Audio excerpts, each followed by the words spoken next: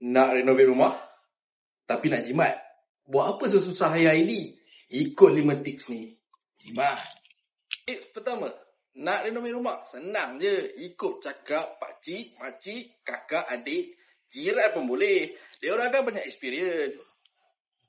Tips kedua, nak renovate rumah, senang je. Sekarang kan boleh Google. Google je.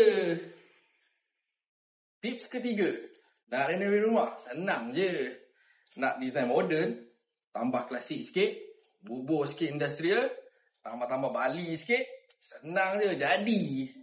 Tips keempat, nak renovate rumah, senang je. Beli barang ikut suka hati. Nak beli kursi, beli. Nampak meja cantik, beli. Nampak sofa, wow, beli. Harung semua sekali. Tips yang kelima, nak renovate rumah, senang je. Fungsi dan keselesaan, tak payah. Kita letak je sofa kat sini, meja kat sana, jadi nampak estetik. Yang penting Instagram ready bro. Senang kan? Kalau lepas ni rasa macam kenapa rumah aku macam tak kena Kenapa rasa macam serabut je tak tenang macam tak kena je sofa ni.